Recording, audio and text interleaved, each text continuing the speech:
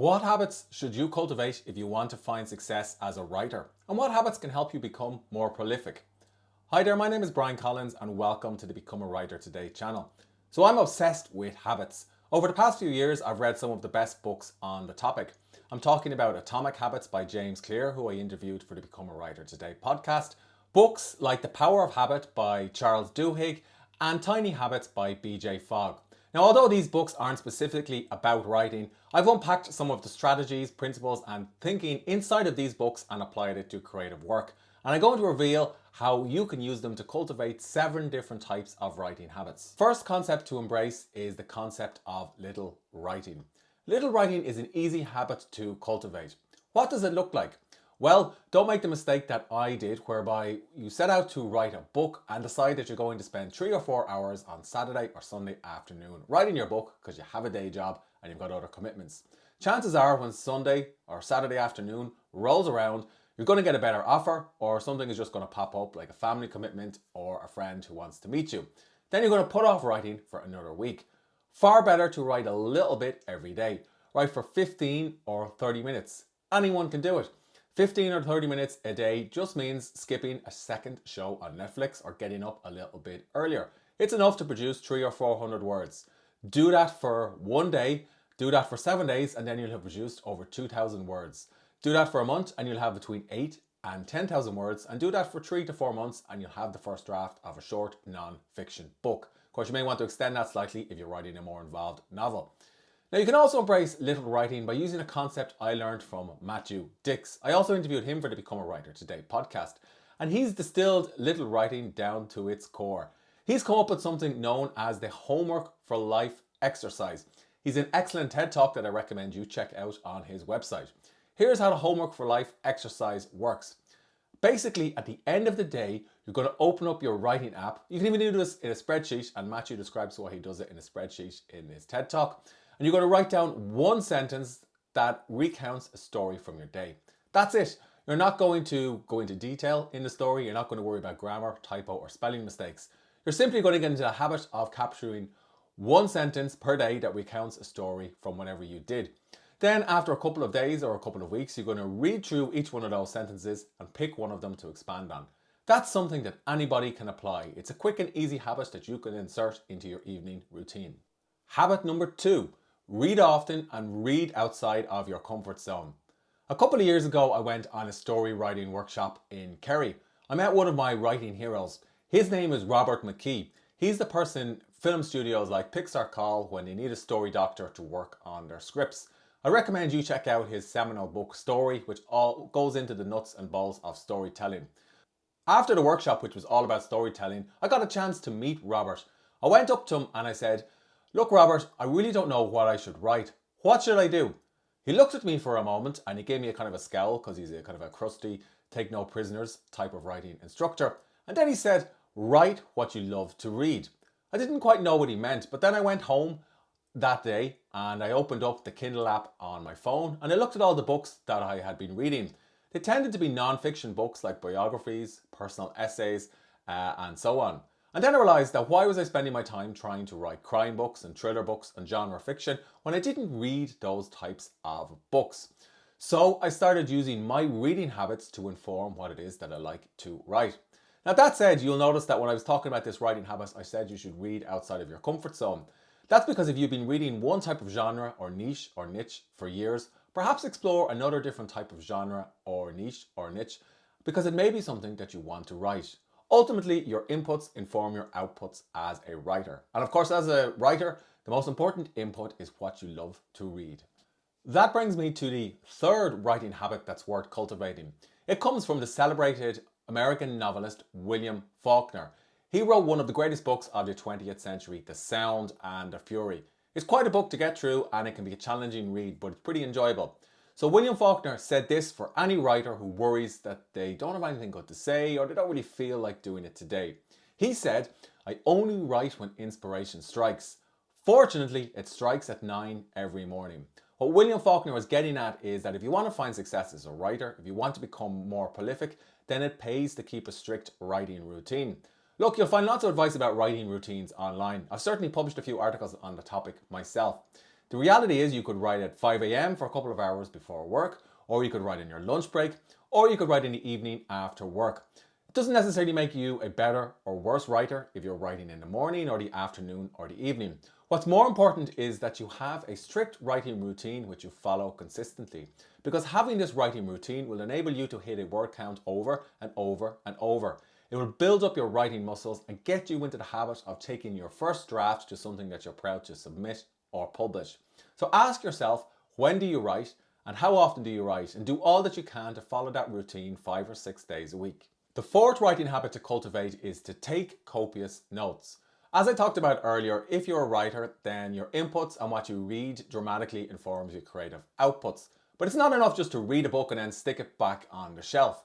Instead, it's also good practice to reflect on what you read, to figure out how the writer did what they did and how you could improve or tweak what they did in your own work.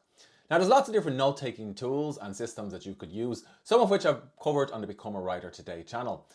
If you want to take your note-taking to the next level, I'd start by reading this article on ryanholiday.net, which is all about taking a commonplace book. It's a type of research and note-taking process that Ryan Holiday learned when he was working for Robert Greene, who's the author of New York Times bestsellers like The 48 Laws of Power, The Art of Seduction, and The 33 Strategies of War. It basically involves reflecting on what you read, summarizing it in your own words, and keeping all of this in a paper-based system using index cards. Now, personally, I had mixed results with this system, but I get the principles that Ryan was trying to describe. I since moved to using Obsidian to keep a type of Zettelkasten.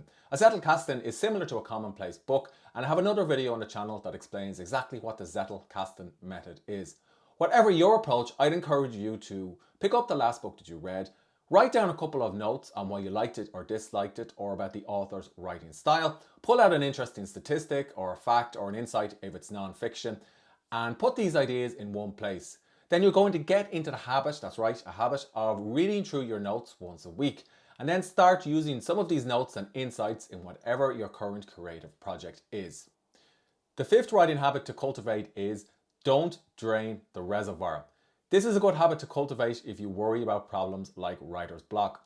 As I mentioned earlier, your inputs dramatically inform your outputs. So if you are worried about writer's block, do consider what you're spending time reading or consuming. And I have videos on the channel all about how you can overcome writer's block, and I even have a course on the topic. Now, that said, if you're worried about turning up in front of the blank page and you find it difficult to get into a state of creative flow, here's a writing habit that you can incorporate to overcome this problem. So when your writing session is going well, and when you're in the middle of a paragraph or even in the middle of a sentence, rather than finishing it, stop. Because that's what the playwright Arthur Miller did. He said, "I don't believe in draining the reservoir, don't you see? I believe in getting up from the typewriter, away from it, while I still have things to say." And this is a habit that Ernest Hemingway also used. So basically, you stop writing in the middle of a sentence or in the middle of a paragraph that's going well, and when you know what you're going to say next. Then, the next day when you open up your writing application or you open up your manuscript, you can immediately see where you are going to finish, and it'll give you a little place to start writing from, and then you can get into that state of creative flow faster. The sixth writing habit to cultivate: workout, exercise. A couple of years ago, I was working on a book, and I got a couple of thousand words into the book, and I thought Act 1 was going well. But then I hit a problem, writer's block, and just feeling like my work wasn't good enough. I kept feeling like I was just saying the same thing in different ways, and the chapter was boring to write, let alone read. So I could have put the manuscript down and given up on it. Instead, I changed up my writing routine a little bit. I started going for an early morning run around a local trail. I ran for about 3 or 4 miles around the local trail, and one day while I was out for a run, I suddenly thought of a breakthrough for the book chapter that I was writing. So I pulled out my phone and I started dictating furiously into the voice memo app on my phone. I must have looked pretty crazy because a lady came around the trail walking her dog, and the look of surprise in her face when she saw me standing in a muddy puddle shouting into my phone about creativity. The book I wrote was actually called The Power of Creativity. Now, even if you're not writing a book, working out is scientifically proven to get your blood flowing and to give you more energy. And it also acts like a break from the page. Your subconscious can continue to work on your creative writing projects while you're working out. You don't have to run, it could be swimming, jogging, yoga, even a walk. And then when you sit back down at your writing desk or in front of your writing application, you'll naturally have more energy and more mental bandwidth for the creative problem in front of you. If you want to learn more about the link between exercise and creativity, and specifically writing, I recommend you check out the excellent book by Japanese celebrated novelist Haruki Murakami. It's called What I Talk About When I Talk About Running, which is a play on a famous Raymond Carver short story. And in this particular book, Haruki talks all about how running and training for marathons and swimming informs his creative process. It's got lots of great insights and also into his writing routine and into how he thinks about writing habits. As a writer, if you're working online, I'm going to assume you're working online if you're watching a video like this, your biggest problem probably isn't finding a place to publish your content, because anybody can fire up a WordPress blog or publish on Medium or some other platform. Your biggest challenge as an aspiring writer is to find an audience for your work. Finding an audience for your work is a real challenge because there's a plethora of online content clamoring for people's attention. This is where you can take things to another level. If you use data and analytics, you can start to figure out what types of content people enjoy reading. So where should you start? Well, if you set up a WordPress blog, I'd encourage you to install Google Analytics on your site, figure out what your most popular articles are and write more of those. I'd also encourage you to learn the very basics of search engine optimization, and I have some podcast interviews all about this topic on the Become a Writer Today channel, and learn how to use tools like Ahrefs so you can figure out what types of content to publish on your site. Even if you're not running a blog or a content publishing website, I'd encourage you to dive into the analytics on platforms like Medium or Wattpad or KDP to see what types of books are selling, what types of articles are getting the most views, readers, shares, and impressions. And then you can use this to figure out what types of articles you should create more of.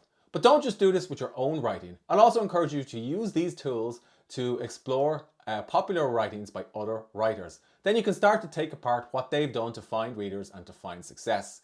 Does it relate to their headline? Does it relate to their niche or niche? Does it relate to the stories that they tell, the topic, or is there something else that they've done that you can learn from? Because rather than trying to reinvent the wheel with every single piece that you write, build on something that's already proven to attract readers. And that will help you get your content flywheel moving, which is a topic I talk about on another video on this channel.